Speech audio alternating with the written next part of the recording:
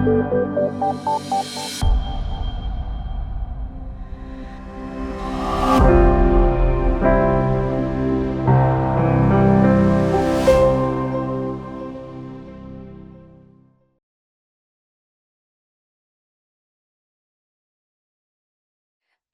Anna, the facilitator of idtalks. So coming to our topic and our season, this season in fall of 2024, we are going on a travel. We have partnered with the Strategic Partnership for Inclusion during their travels around Europe in their quest to collect inspiring tips and tricks, projects and practices, youth workers and implementers of projects under the European Union youth programs, Erasmus Plus Youth and European Solidarity Corps.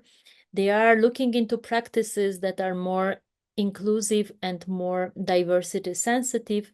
And we are bringing this season 5 ID talks to promote inclusion and diversity and quality of youth work, and focusing every time on a different feature of implementing international youth programs. Today, we are going to talk about inclusive learning and program design. Getting in contact with other people and sharing experience is a very powerful way of learning. However, it is not happening sporadically. You need to plan it very seriously. And when organizing inclusive international youth programs, you should really cater to different needs and create space and give tools for young people and teams to develop their knowledge, skills, and attitude. You also need to give them support and encouragement and help them go through this process of learning and change. And today we have invited Aleksa Savic from Serbia, a youth worker, non-formal education trainer, and activist from Novi Sad, Serbia, to share his experiences with us. Aleksa, since 2021, serves as the executive director of Group Come Out. It's an LGBTQ plus organization aiming to improve the life quality of LGBT youth in Serbia. But he has much more diverse experience through the Balkan Idea, Novi Sad, Vojvodina volunteers. And today he's bringing all this experience in international youth work, particularly to share with you with this ID Talks. So without further ado, Aleksa, I am passing you the floor. Thank you, Anna. Hello, everyone, and I'm really glad to be able to share some of my stories with you. So my name is Aleksa Savic is my surname. I use the pronoun he, him, and I will come back to the pronouns a little bit later during my presentation because it's going to be one of the key takeaways for some of you, I believe. Today we'll be talking about the inclusive learning through different levels of youth work. And I have to warn you that what I'll be talking about may be kind of colored with my experience of being a youth worker who grew up in a non-capital city in Serbia. So this means kind of not where decentralization is present, and also in a country that may be, well, slightly fewer opportunities than some other European countries, as well as that my identity being a queer person, a gay man, has also influenced my experience of being a youth worker and what I focused my life goals and career goals on. But hopefully you'll be able to hear a good word from me as well. So I was reflecting today after having seen an Instagram story of a psychologist here in Serbia sharing how important it is for a young person coming from the LGBTI population to have a grown-up person who will be accepting their identity. And in the perfect circumstances, this could be a parent or a legal guardian. But at many occasions where the parents are not inclusive, this can be a teacher or somebody else who is an adult in their life. And I thought, like 10 years ago or more, when I was a teenager. For me, the only such adults who were actually accepting my identity were my youth workers. So this was a group of women from Balkan Idea, the organization in which I volunteered and in which I grew to be a youth worker, who worked with me locally, and some of them also took me to the international mobility activities.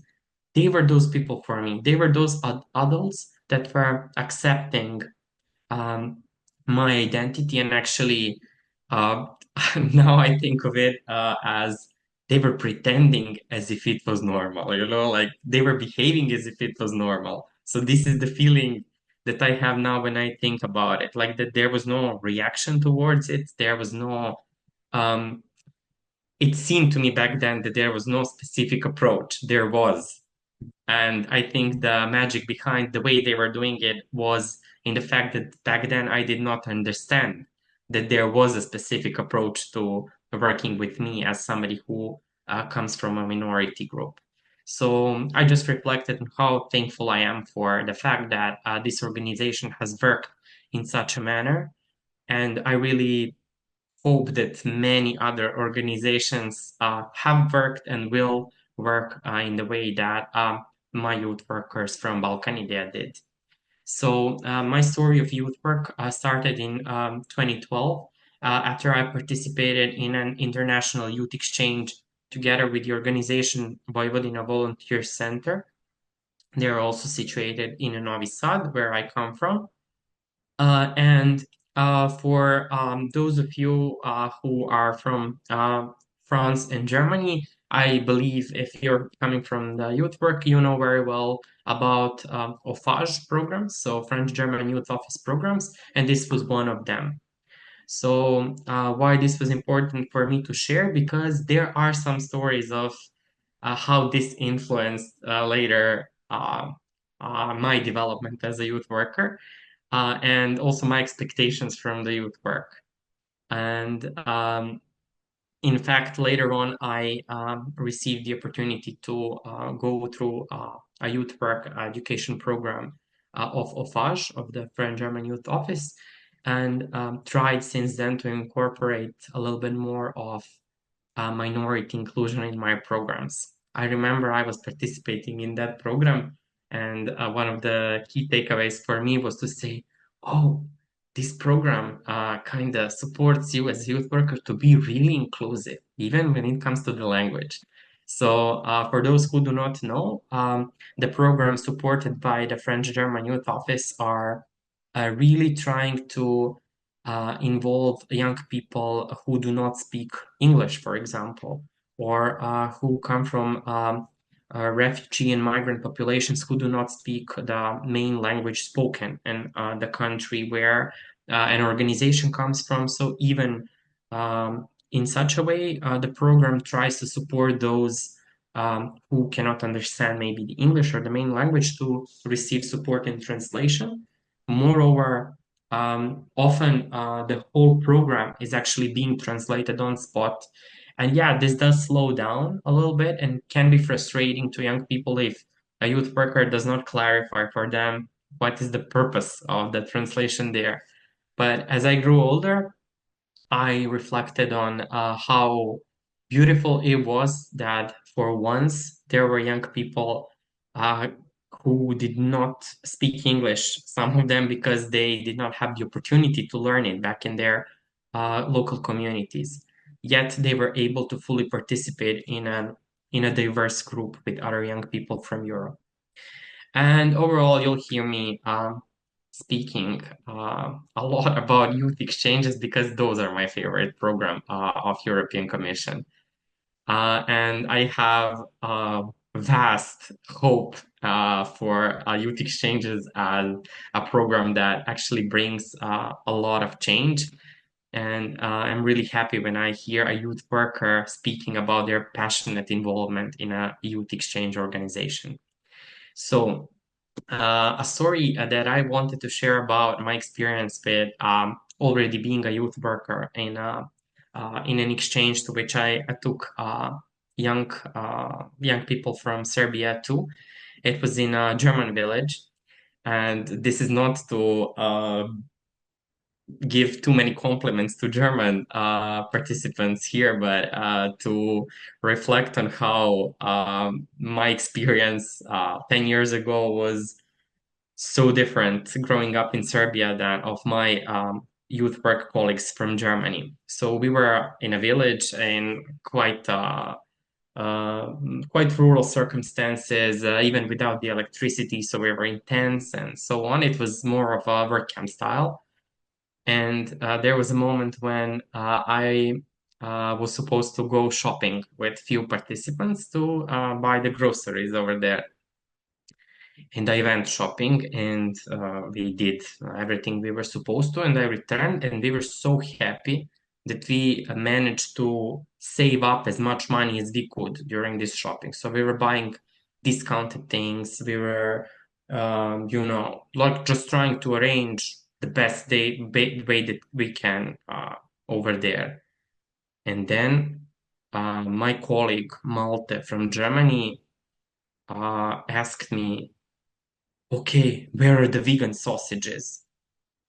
And then, even more frustrating than the lack of vegan sausages that a young group of Serbians brought, he asked me, why did you buy the cheaper eggs? And I was totally confused because I thought that I was giving my best for the sake of the organization of the event and even, educating the young people how they can save up money if they are careful enough. And then he told me, but those eggs are not organic. So these are produced in a certain way, and actually we are doing a really bad thing by deciding to buy them.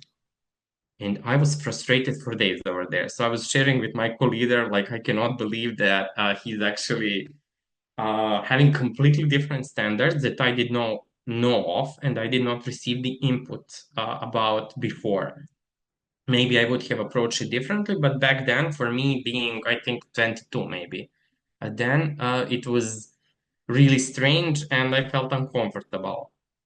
And then it took me time to reflect on that this was a cultural shock for me that I experienced back there, and that there was so much more than the exchange around the topic of that youth exchange that was happening among us, the team leaders of that youth exchange.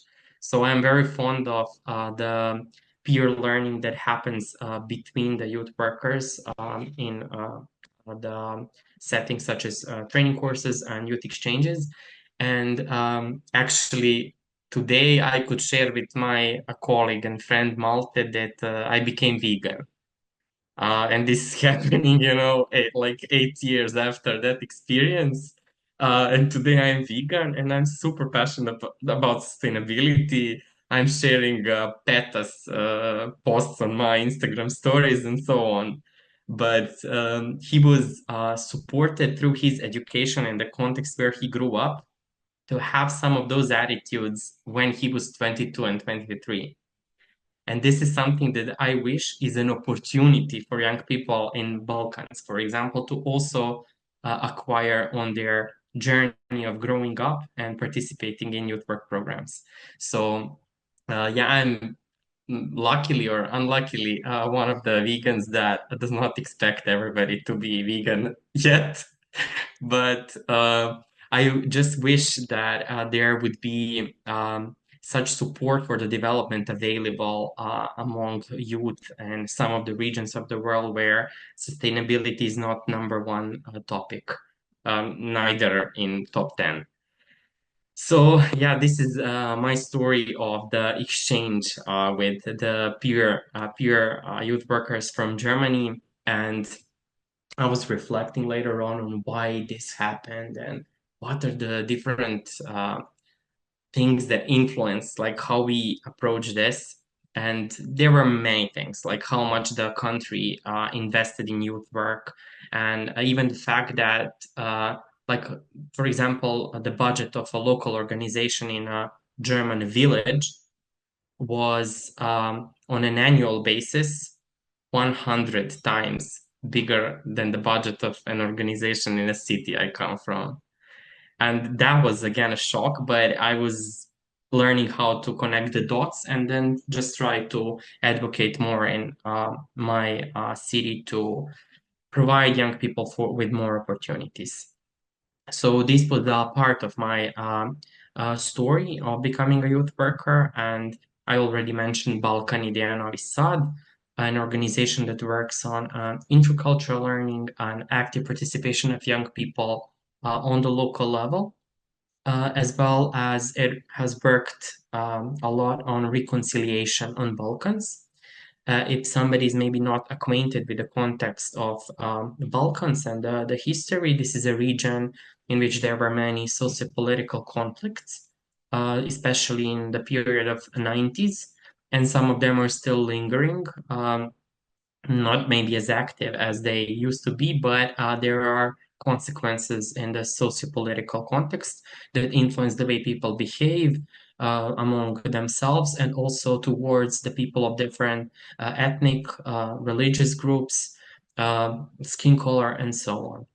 So, through my experience in Balkan Idea, I grew up to be also a certified youth worker by the National Association of Youth Workers of Serbia, NAPOR.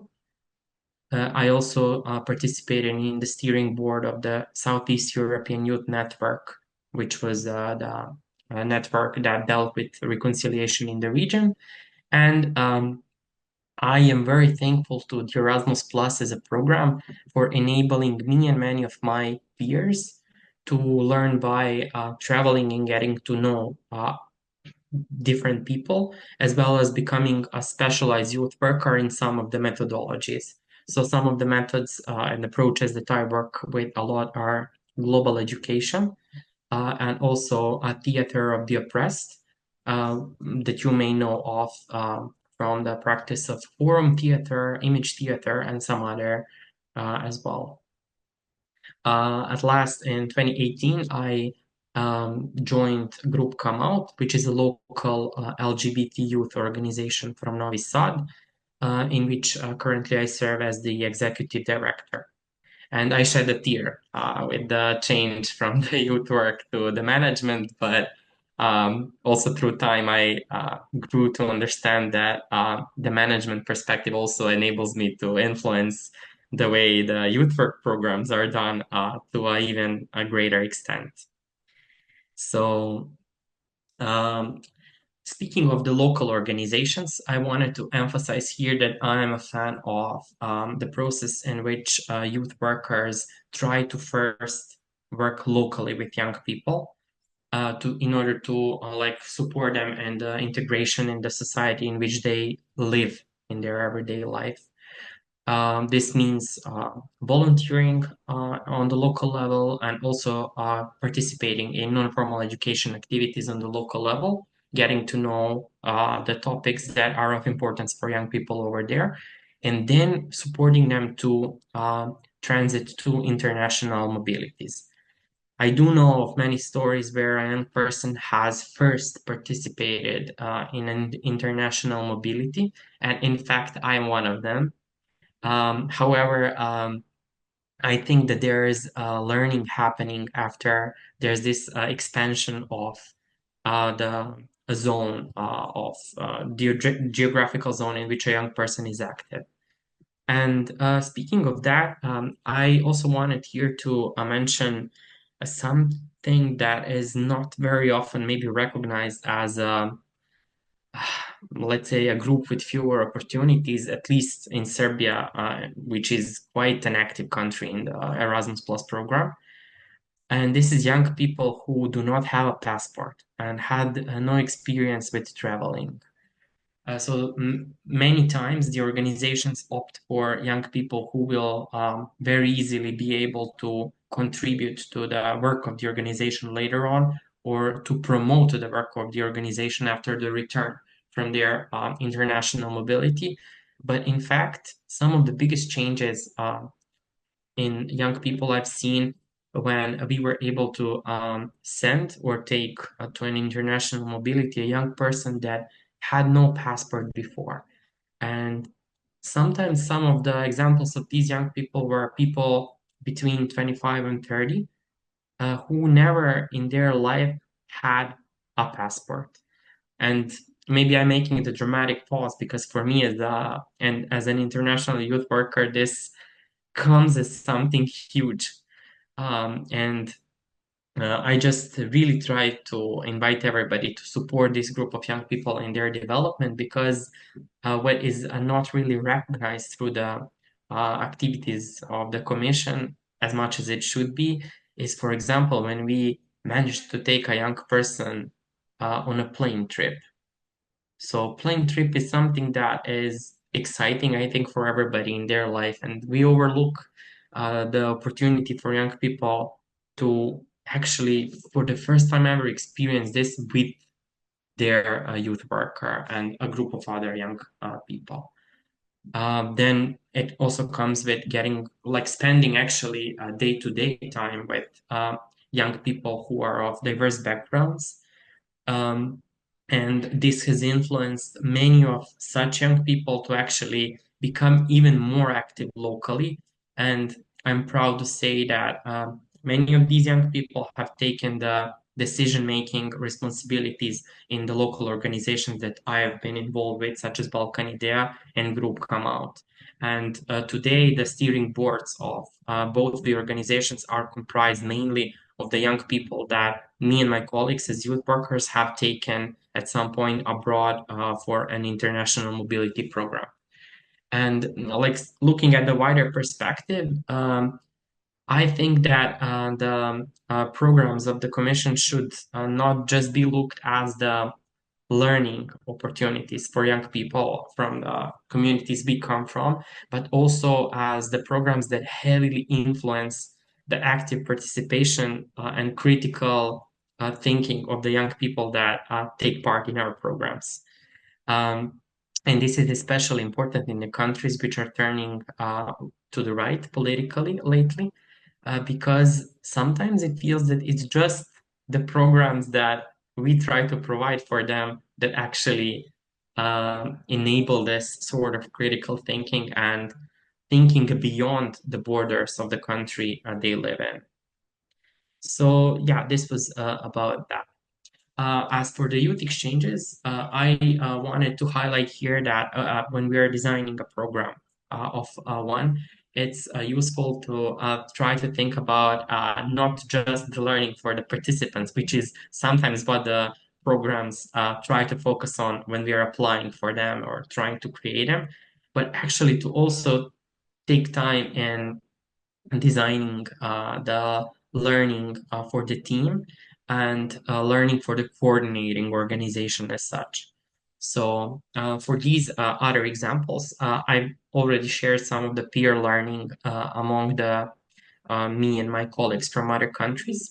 And there are standardized questionnaires that can be used as reflection tools that help, for example, a youth worker before taking a group to a mobility to just think about what are some of the attitudes they have that could emerge during youth exchange and cooperation with other youth workers or in work with young people. If you are unable to encounter such a questionnaire, just think of the questions that are of importance for you and invite the colleagues with whom you're working from other countries to also think of some of the things that are important for them. For example, how are different substances tackled in the program? Like, what is the attitude of different youth workers when it comes to that? What is the attitude when it comes to the participants abusing the substances during the program and so on? So sometimes we overlook these things because we feel that they're quite standardized where we live, but in fact, youth work is quite a diverse term, even within Europe. And it's useful to reflect on these things together with our colleagues when planning for the program. Um, Also, when it comes to the coordinating organization, um, an important personal achievement, I think, for me was mainstreaming further the topic of the queer youth work in Balkan Idea, an organization that works with different groups of young people. So, despite the youth workers always being very inclusive towards us who were coming from this minority. Sometimes the organization was sometimes struggling to plan and implement a full project focused on, for example, this minority group. And this is for the social stigma that is present in the country we live in. This is for the fear that even the association with the identity of LGBTI would actually put a youth worker under danger. So under the risk of physical violence, of being attacked in the street, just because they are associated with the support for the LGBTI community, not necessarily being the LGBTI themselves. And there were times when I, as a youth worker and both a young person over there, was frustrated that the others were not able to take the responsibility and push this forward. But eventually, I received the support over there, and today that organization is recognized as an ally organization in the community we are in, um, regularly organizing living libraries or human libraries events where the citizens get to talk to different minority group representatives about their life experiences. And there are like always at least 5 or 6 books coming from the queer community being present in those events. And I'm really, really proud of that. So when it comes to training courses and the learning, I also wanted to mention a little bit the generational gap that is present as something that I do recognize as diversity as well, and we rarely mention it as such. So some of the times when I've learned the most as a non-formal education trainer was when I was able to work as a junior together with a senior trainer, somebody who had experience and who was ready to support me in my learning because they believed that the youth work does play an important role in the way young people in Europe are brought up. So in at these occasions, I was able to propose the methodologies that I wanted to work with to test. So even those that I was not really sure if I can implement them really well, uh, and so on, and receive support from my senior colleagues. And I think this is something that should be cherished when it comes to us as practitioners to really support the younger generations in learning, but also to open for the learning that can come from the next generations. So, with the expansion of the technologies that are present in like our everyday lives and youth work as well, I think also the generational gap is a bigger thing nowadays than it used to be some decades ago. And actually, the generations vary more one from the another in a bigger sense than they used to before. And this is actually the opportunity for also us as 30 plus youth workers to learn from our colleagues who are younger, who will bring the fresh attitudes and also um, methods. Because as you know, like there are those that have grown up with some of the technologies or are actually more in following what is trendy and may actually support us in approaching the young people in a faster and more appropriate manner.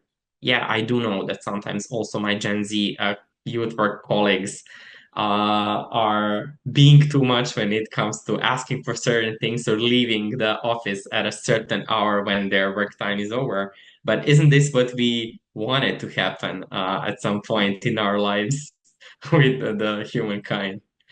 So let's try to just be open for this diversity to flow in when we are planning for the programs.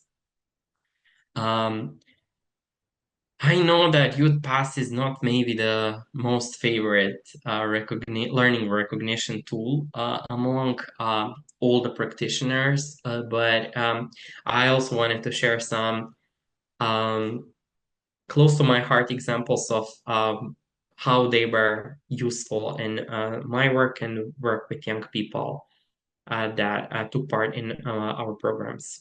So Um, when it comes to that, I mean, I would see it more as a reflection tool than a learning confirmation tool. And I think that it was um, in one of the CYN trainings that a youth worker called Marinela Shumansky, and some of you, I'm sure, know her, supported us in the reflection after the day-to-day participation in the program. So Marinella would sit together with us as the group of four back then, and there were other trainers sitting with other groups, and she would ask us first, "How are you?" And every day we would talk how we are. And for me, then being, I think, 21 or 22, that was a new concept. But now it's what I ask my team of youth workers and employees every time we start a meeting in the office. And actually, it was an Erasmus Plus training course where I learned that it is completely normal and human to ask people how they are, even when we are engaged in a learning process over there. So, like, there were sometimes simple practices before reflecting, and also what we have picked up when it comes to the new knowledges and skills, where we also learn how to get more in the contact with our feelings and throughout the programs and the learning processes. Also, from the perspective of the participants I've worked with, even though uh, I've seen participants fail to have their youth pass recognized by an employer that they applied for a job at. They were still keeping their youth passes, having them scanned and placing next to their CV when applying for even further jobs, because somehow for them this was the confirmation of the experience they've gone through, and just having it there meant for them. And it's kind of a symbol of the experience they've taken in their life. And I've heard many of them speak about these experiences after the moments of receiving a child, after the moments of already working in the corporate field for many years or moving abroad. So the stories of the mobility experiences and getting to know diverse people were always an important part of the people that took part in these programs. I do sound a little bit like a big promoter of the Erasmus Plus and similar programs now, but let it be this way. I think we should really have trust in these programs as something that without them, Europe would be a different place. So also maybe I just wanted to invite everybody to reflect on the importance of the informal learning that is happening among the participants, and actually a much bigger treasure in exchanging on the everyday lives than it happens during the structured evening sessions that sometimes are insisted on in the programs when we are planning them. So some of the examples of the these informal conversations were often the conversations on how maybe even people of the same or similar identity are being treated in a different way in different countries, and then that would leave the young people with whom we worked puzzled. So we would have for example, a lesbian living in Serbia exchanging with somebody who is queer and has lived in France during their teenage years or young adulthood. And then she would be so puzzled after that, having heard that there are people who are actually accepted by their family, or having heard that there are places to go out if you are a young lesbian and you don't have to fear, for example. So even when it comes to the diversity and context of where somebody lived in, there was learning happening on how life would look like. And I mean, it would be nice if the countries we are living in could actually take away from these experiences and understand that keeping a young person engaged in the local community and contributing to, I don't know, the economy of the country or the cultural progress is actually if they would be investing in the safety of all the young people who are growing up in a certain country. Because in fact, these are what leave them puzzled and willing to leave from the country. Speaking of that, our organization has done a research on the economic position of LGBT youth of our city, Novi Sad, and the research done in January this year showed that 90%, 90% of LGBT youth of our city have planned or are planning to leave the country. And this is around 40 to 45% more than when it comes to all groups of young people in Serbia. And is something to be aware of when we are working with, for example, this minority group. The research results are currently only done in Serbian and can be found on the website of our organization, to which the address you will find at the end of this presentation.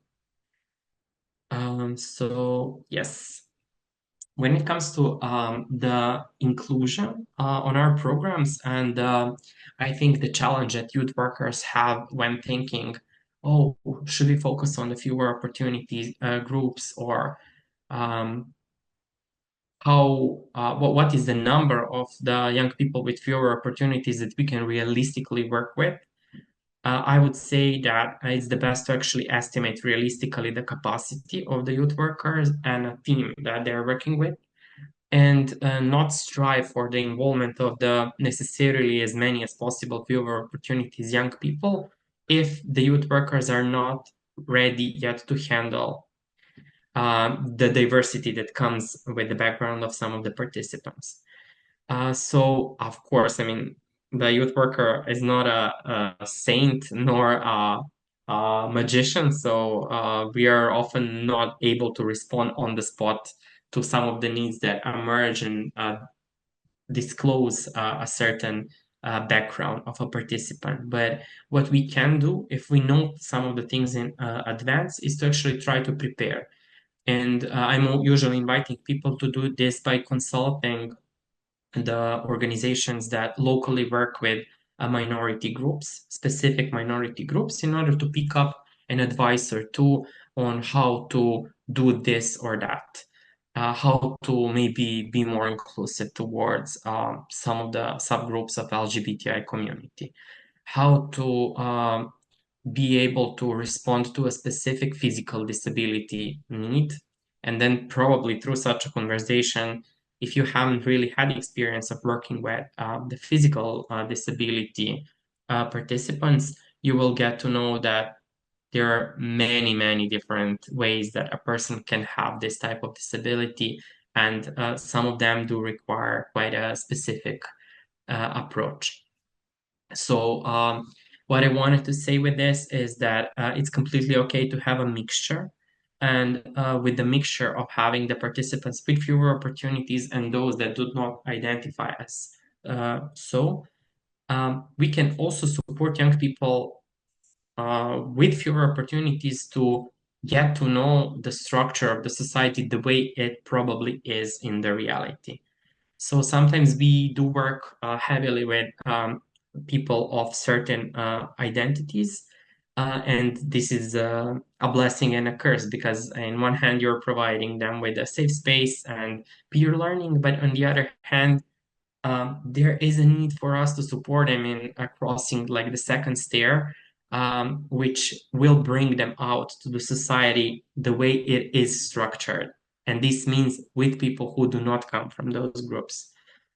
So when it comes to the LGBTI youth, I think one of the most important guidelines that I would recommend to follow is to think about the safe space for the identity, for the expression, and to be able to share both verbally and to be, I would say, intimate and private with each other, meaning to be able to hug with each other, and if they're with their partner or a friend with whom of a same gender to also be able to, I don't know, kiss if this is something that is the locally acceptable context for the other people from the society.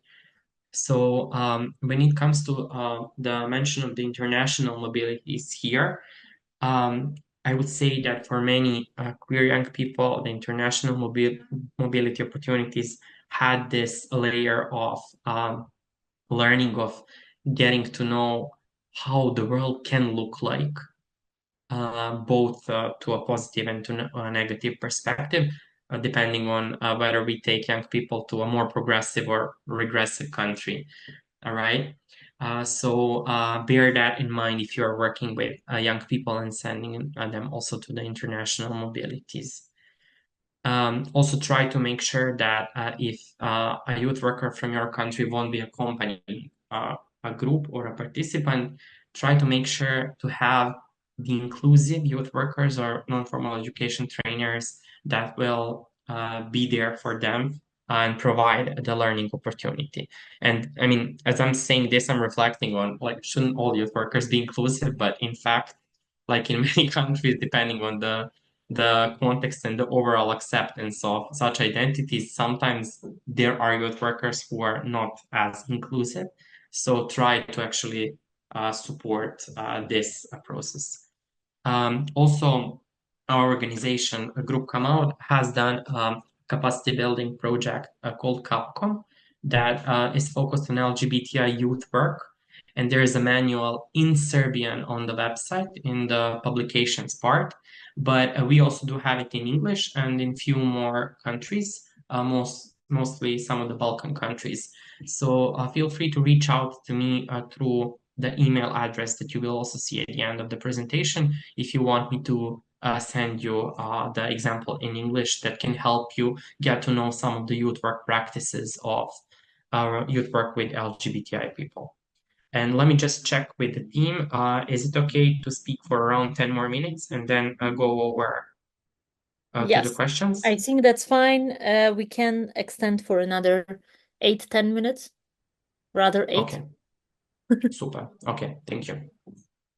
When it comes to youth with physical disabilities, I've had some experience working with young people with a vision impairment and with young people with cerebral paralysis. And I mean, I am a little bit bounded by the community in which it's very rare to actually see a person with physical disability because the exclusion is so high that these youth kind of keep on staying in their own apartments and families, and it's really hard to support this integration if you are a sole actor trying to support this integration. So when it comes to a vision impairment, I would say maybe think of the physical space that will be used during the work context. So one thing is to make sure to announce in advance if the space is, for example, wheelchair accessible. But also it's important, I think, to mention that a wheelchair accessibility also means accessibility in toilets. This is something that is sometimes overlooked depending on the country that youth workers are from. And also, like, is it easily accessible, the room where the work will be done? Are there like chairs all around, or there's actually space for a person to be able to move around without the assistance? So these are some of the things, for example.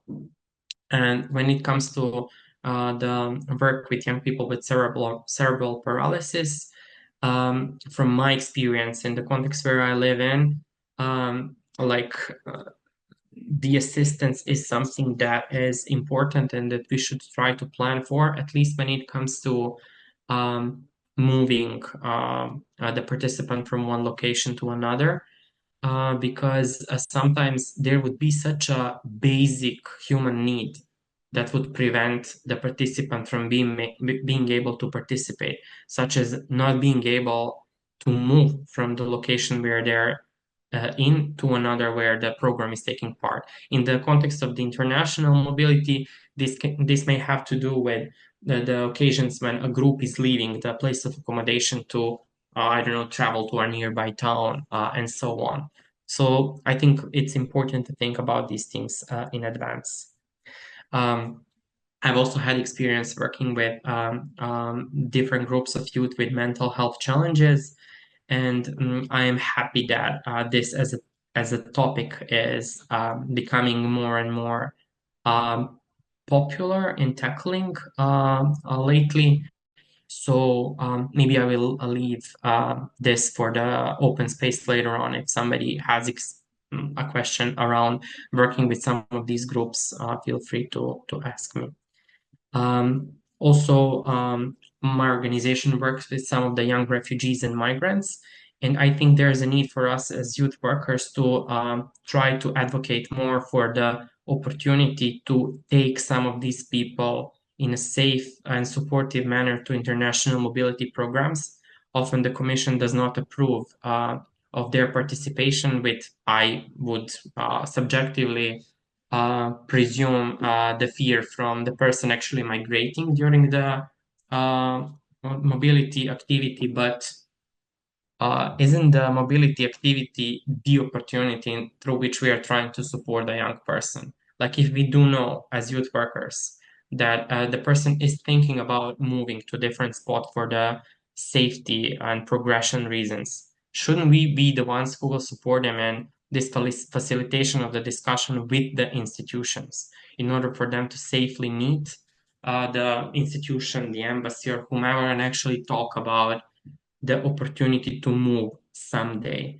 So, unfortunately, I have encountered discrimination many times in this context, and many of the young people who come from the refugee background were not able to travel with the organizations to the programs just because of that. As a youth worker, like this is something to think about in advance and maybe check with the NA beforehand. Also, I wanted to mention the formal education dropouts. I am one of them, and I'm now returning to the formal education system. But in fact, this has to do also with the selection of creme de la creme participants that often the organizations are doing, while in fact, participation in the Erasmus and similar programs can actually support participants in acquiring the new skills which can lead them to the employment or actually encourage them to return to the formal education system. So why wouldn't we just try to do something such as youth workers rather than to provide those who already do have opportunities with the extra ones? So for the last, I did mention already some of the tips and tricks that we used in some of the programs, but maybe I will want to return just to the use of pronouns in our work.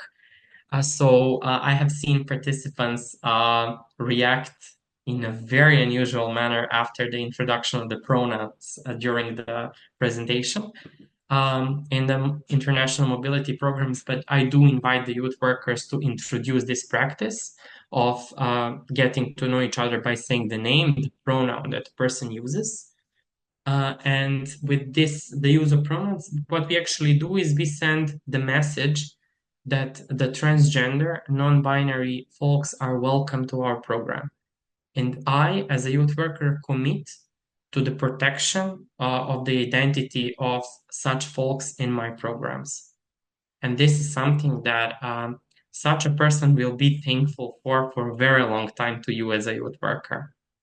If there is a need for anybody to understand better such an identity, feel free to consult your local LGBTI organizations. If you're coming um, from a context where that is not as inclusive, try to talk to human rights organizations, and at last, feel free to reach out to me. I'll be happy to talk to you about the different identities. So these were some of the things from my own experience of working with diversity in youth work and the way that we can design some of our programs in order to better respond to the different backgrounds of participants. I am Aleksa Savic, and here are some of my contacts. So my email, the web address of my organization, and the Instagram um, ID. So I'll be happy to talk some more to you about different things. Thank you so much, Alexa. It was really, really nice to get to know some very important messaging about international youth programs through experiences, not really through preaching, but really through explaining. So thank you very much. We already have some questions in the chat. Tish is having their question here. You mentioned creating more international mobility opportunities for people without passports, for example. Could you share some strategies on how to make that happen in practice? So, because Yeah. it is kind of difficult to imagine, indeed, how people travel without legal documents.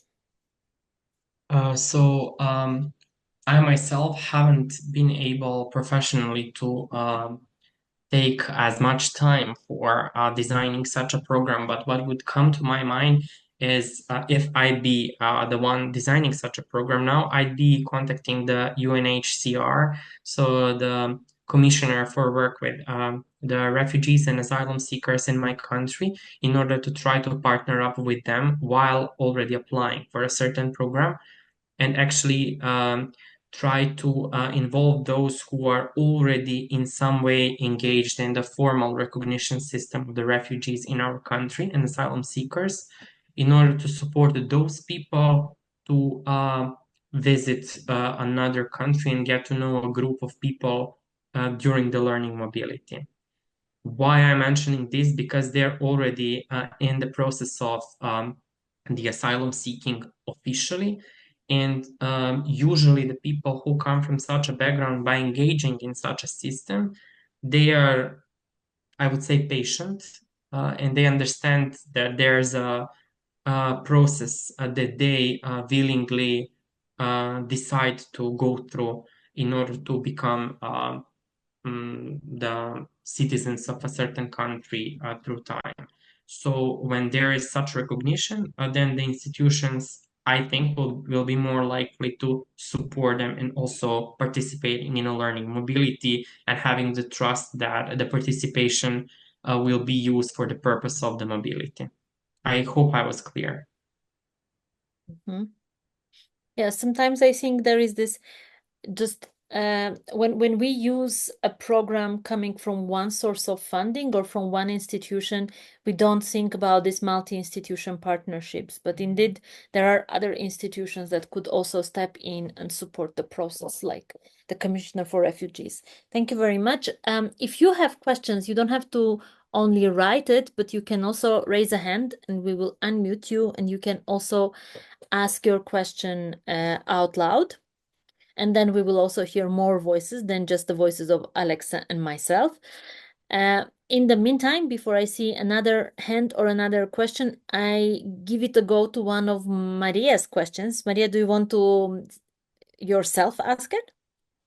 I can do it. Thank you, Anna, and thank you, Choose which Alexa. one. To choose. Okay, I will ask one about the youth pass then. So, yeah, my question, you did mention it. So maybe if you could say a bit more about importance of having certificate and tool for self-assessment and assessment of learning as we have.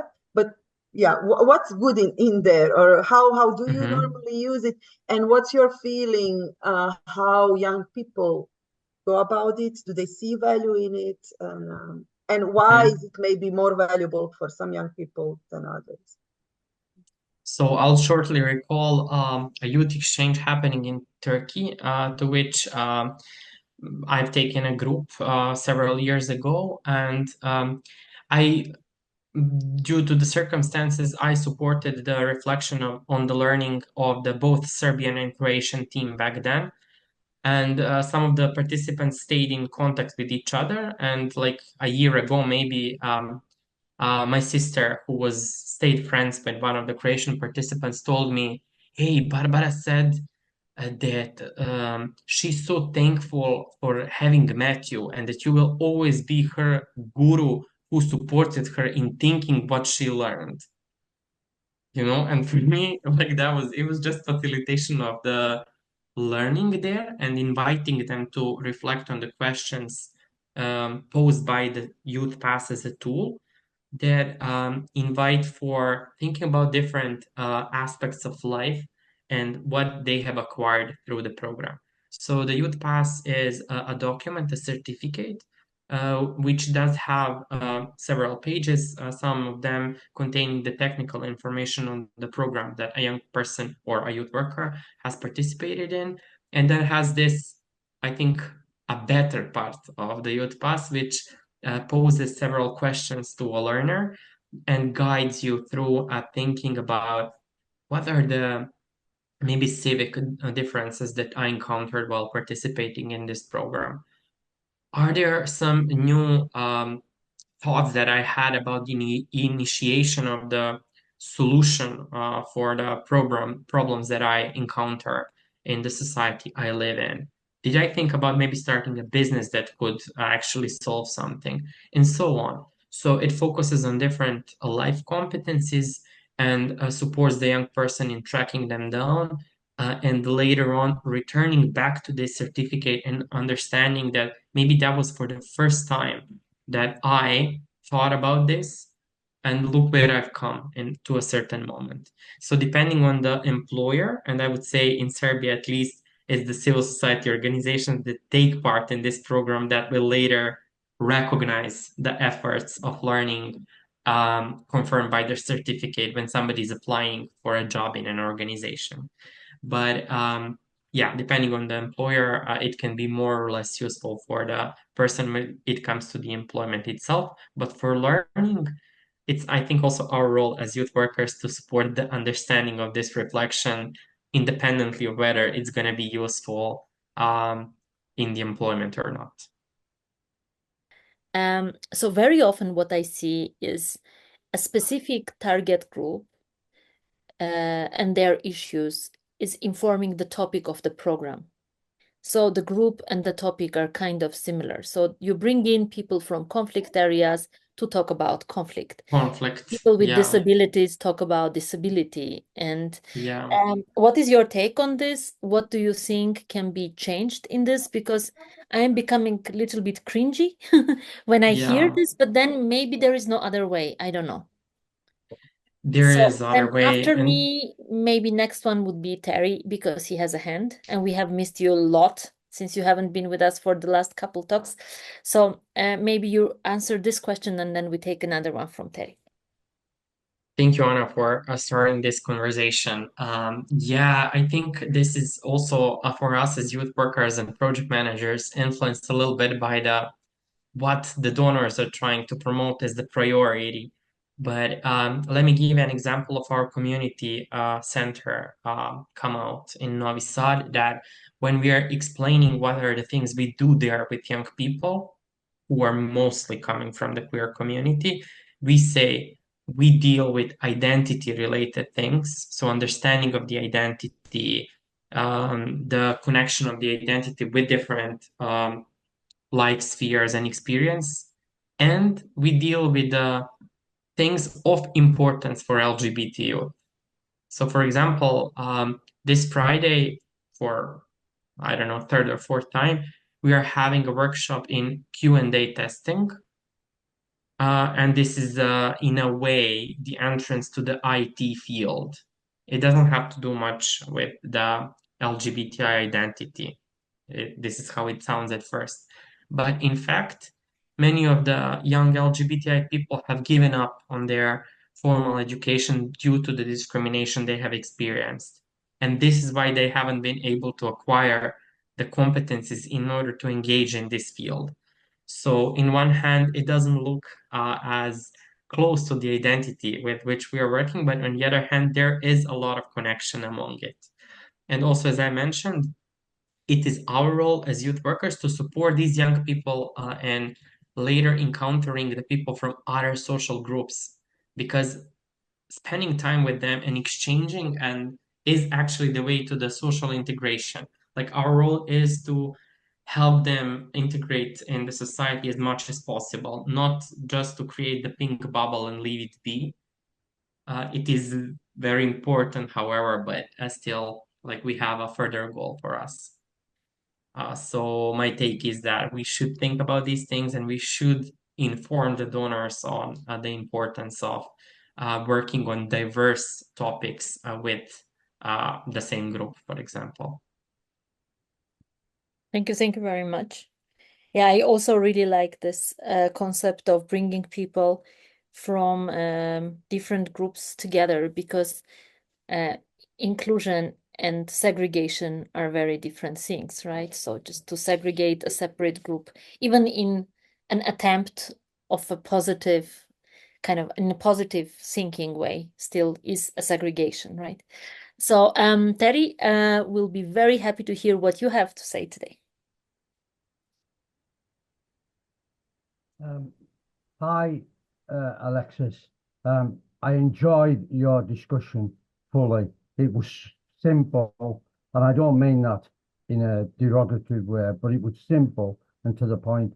I work, and I'm probably what you call an older youth worker, you know what I mean? And I mean, I am, but I work with young people still in high schools and on different projects. I work particularly in two Catholic high schools here in Preston in the UK. And I find my job very, very difficult sometimes. Particularly, I deal with young people who want to speak to me because other young people have said, go and talk to Terry. Because I believe in equity and being inclusive with young people.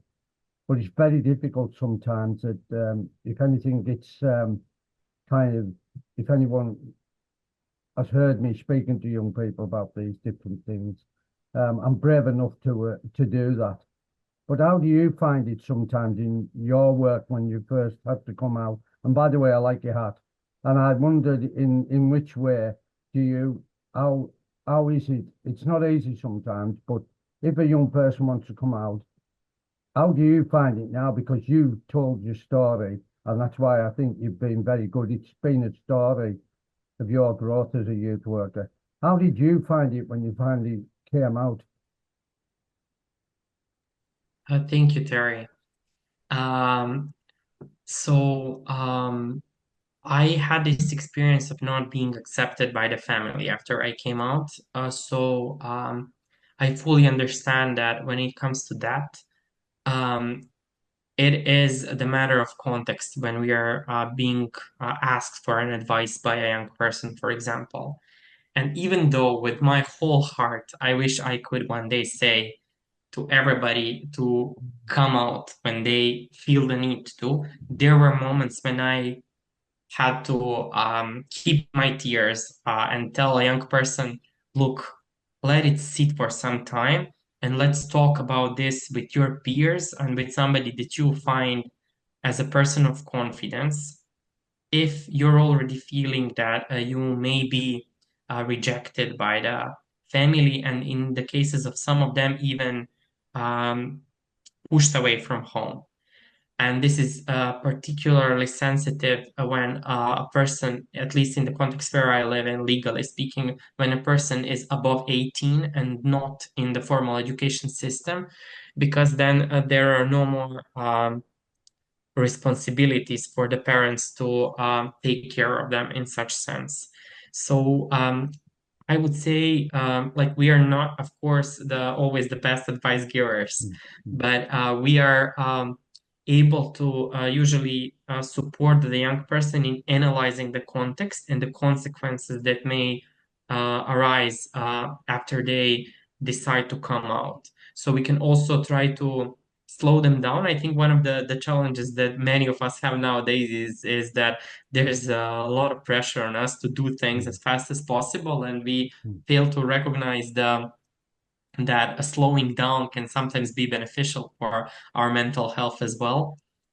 So I think this is what I invite young people to try to do and plan for the concrete steps of who are the people that they can come out to, who are the people that will acknowledge their identity and try to recognize through that different key actors in their life that may even become more important after they come out to them. So yeah, I do struggle to sometimes even hear those stories. And some of those stories also are related to the suicidal thoughts. I mentioned them in the presentation at some point. And but what comes after working with such a young person and supporting them to, I would say, calm down at a point in their life and regain the confidence in who they are and what they want to be, as one of the things that I'm the most thankful for, I think, in the career of a youth worker. I often think that some youth workers won't accept the reality of young people, that is the situation they're in. And sometimes I think for youth workers, I'm a bit of a rebel, and I always have been in youth work, that sometimes you must take a stand that a lot of people do not like. And I think it's having that strength to be able to do it. And one thing I did like about what you were saying, as you know, we are not in Europe at the moment, and I keep saying this to Anna and all the other people, but we have actually just linked up with a German school. We've done that ourselves, and I hope that with the linking, something we might learn about what you're saying is about being more inclusive, you know, and we missed that opportunity. Thank you very much, and I did enjoy your talk. Thank you, Terry. I think I also want to invite all the youth work colleagues to more often than we do tell each other how brave and important our work is for some of the people from the communities we live and work in. So thank you. Thank you. So, Aleksa, it's about the importance of emotions in the process of learning. I really like that you highlighted that. I think we tend to forget how important is also how we feel about learning something and how we feel like during the process of learning. Is there something maybe that you would like to share with us that it's like really important to have on our mind about this when we are working with young people, how to manage our own emotions or emotions of young people, or how to motivate them to get engaged in the learning process? Maybe what I would highlight here is that there's bravery in disclosing to young people we work with that we are also vulnerable. And that I think with this disclosure comes also the learning opportunity for the young people, that they are also able to be vulnerable, and that this not only makes them, like I would say, more human where they are, but also will enable them to get to know themselves better. So I mean, in this youth worker young person relationship, I think the learning also happens with us showing that we are not made of stone, that we do go through different experiences in our lives, and that also it may be in there may be space for them to also be vulnerable and a person of authority or success in their lives. I've seen many times that I am looked at with as somebody with an authority when I'm a youth worker, and this is what I frankly like about our position. Because it gives an alternative to, for example, a parent or a teacher being the authority, or a police officer, not to mention such figures. And isn't it nice to learn from somebody who is a figure of authority, who is vulnerable? Like for me, this is like a much more comfortable context to learn from and to get to know myself better if I'm learning. So yeah, I think these are some of the things.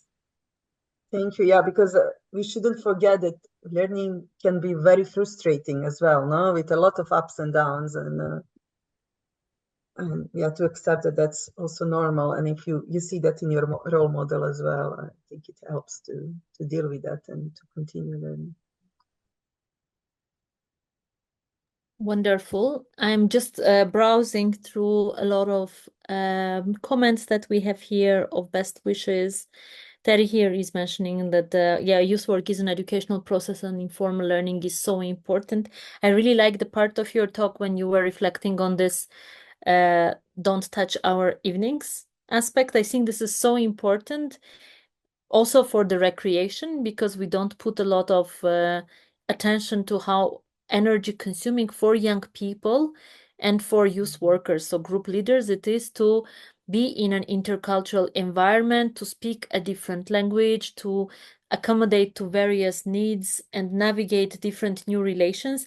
And people actually need this time to kind of regain the energy to continue throughout the rest of the process. So I think this is very important to mention it and not to feel the pressure of delivering or over delivering through our programs, because it's already enough how we do. And I don't know how about you, but I'm struggling even post-COVID to do actual 4 sessions a day programs, because people don't have the mental energy and the inner resource to even go through these 6 hours of mental activity. So we need to be brave and support each other also to make it a normal narrative.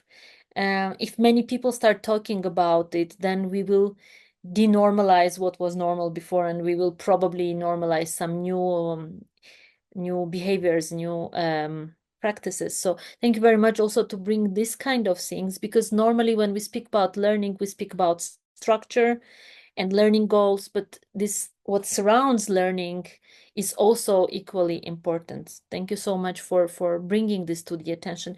I see there is Terry's hand, and I think following Terry, we will already pass to a very exciting ending of our today's talk. I will tell about it in a minute. Terry?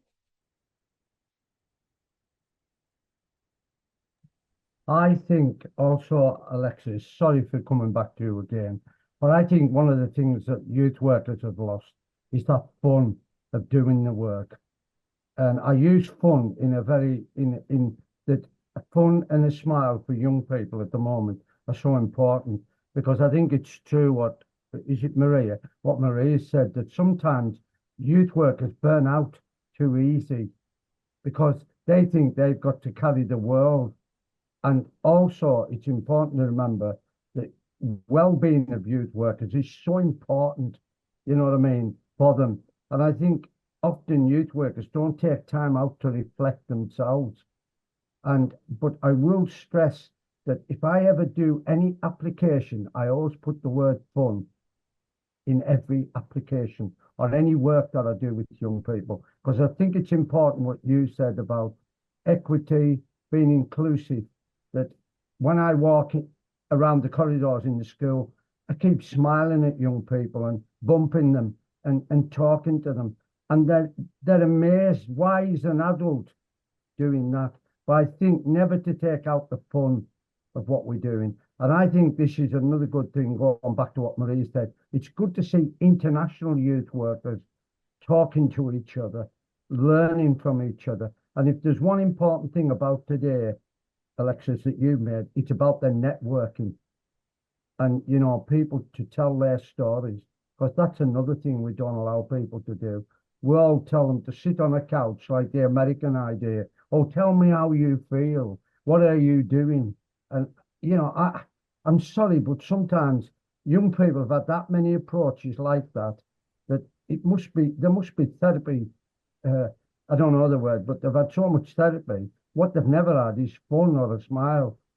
And, you know, I'm going to be very careful about our profession, but we're not social workers. We don't sit there with writing notes about the young person. What we actually do is talk to the young person. I've just done a residential, sorry, Marie, if I'm talking too much. I've just done a residential with some young people, and all those workshops were done by young people because we don't allow them. Things are too academic, but I'll shut up because I'm going to be cut off soon. Thank you, Terry. Yeah, exactly. Fun is one of the reasons why wearing a Pokemon hat is inevitable if I'm a speaker or a youth worker in practice. Keep smiling as well. Yeah, well, practice what you preach, right? So, thank you very much. Thank you very much. It's been super engaging and really, really down to earth and very applicable. So thank you for that, Aleksa. And now is this moment of our ID talks when we reveal the background work of Olaja that sometimes we even forget is working hard in the background, making the graphic notes. And today is quite unique also because normally by this moment we would have stopped broadcasting on Facebook Live, Olaja's work, but today you go online also on Facebook, Olaja. So please, your 2 minutes of fame. Oh my God, now you made me nervous. So thank you very much, Alexa. This is, I hope you can see my screen now. There are some visual notes, some bits and pieces of this talk that you shared with us today. So I think the silver lining here is how great of an opportunity the European youth programs are, that they give us this chance to be in different settings with different people where all these expectable learning pops from every corner, every second. And then also how we, as youth workers, as teachers, as educators, can use them to increase the integration of young people, whatever their background is. So yeah, here is just a recap. There will be a bit more of reorganization and a bit of editing. And then next week, as usual, you will get the final complete graphic notes in your emails. So thank you again. Thank you so much. This is wonderful to see. And your Pokemon head, by the way, is very well depicted. Last minute modification, yeah. Had to be. Thank you. Yeah, thank you. Thank you, Olaja. I just really always keep wondering how this is possible, how your brain works, that you listen, capture, and put it also at the same time down. Well, I would like a peek into your brain one day.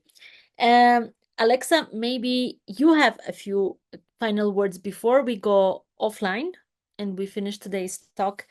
What is your feeling after the talk? Is there any message that you would like to give to our audience at the end? I think I've reflected on some of these that are highlights of this topic for me as I was speaking. I thank everybody for joining us today. It was also important for me to have this human interaction with you as we are speaking.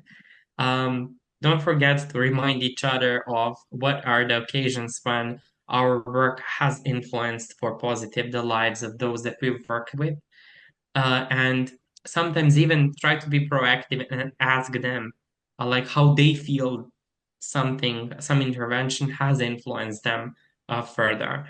I think there's power in the youth worker community, and that there are reasons for us to advocate for some of the changes that we mentioned that we would like to see in the future, specifically turn towards some of the minority groups. And yeah, if you are ever having the need to consult on maybe a specific approach, especially to a queer young person that you are not really sure how to approach, how to name, and so on, feel free to write to me. And I'll be happy to have a short call with you or exchange few messages and support you in providing this consultations to them. Thank you also, team, for inviting me to share some of my stories with other youth workers. I'm really thrilled. Oh, thank you very much. And thank you to our audience here and our audience online. Just before closing the day today, I want to remind that our ID Travels series of ID Talks is finishing in 2 weeks. So you still have a chance to join us in 2 weeks on November the 6th for the final ID Talk of this season, where we will also try to recap a bit what is inclusive and diversity sensitive international youth work practice. So thank you, Aleksa. Thank you to our wonderful team and audience, and see you in 2 weeks at 1 p.m. Central European Time on a Wednesday. Bye-bye.